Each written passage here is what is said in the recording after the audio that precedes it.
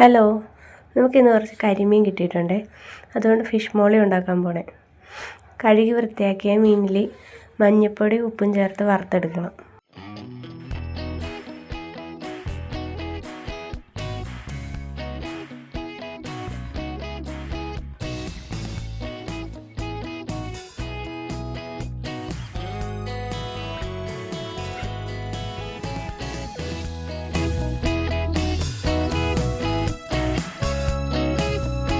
നാല് മീൻ എടുത്തിട്ടുണ്ടായിരുന്നല്ലേ, 4 വറുത്തെടുത്തിട്ടുണ്ട്.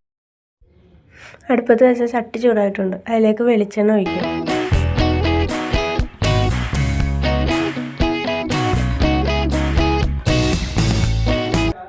ചൂടായ വെളിച്ചെണ്ണയിലേക്ക് ഉലുവ ഇടാം.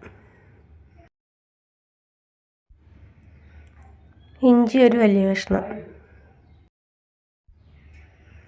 വെളുത്തുള്ളി, ചുവന്നുള്ളി,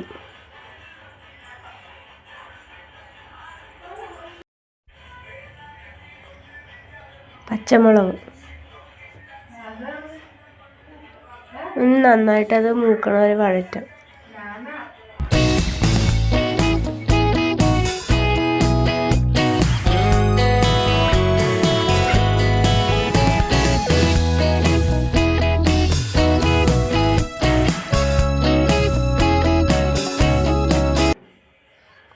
ഉള്ളിയൊക്കെ നന്നായി വഴന്നിട്ടുണ്ട്. അതിനകത്തേക്ക് മല്ലിപ്പൊടിയും കുരുമുളക് പൊടി ഇട്ട് കൊടുക്കാം.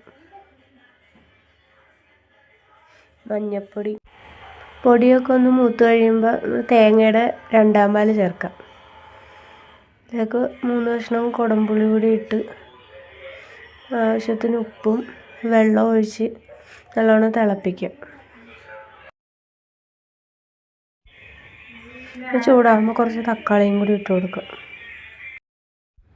വേപ്പിലയും കൂടി ഇടാം. ചാറൊന്ന് ചൂടായി കഴിയുമ്പോൾ അതിലേക്ക് മീനും കൂടി പെറുക്കിയിടാം.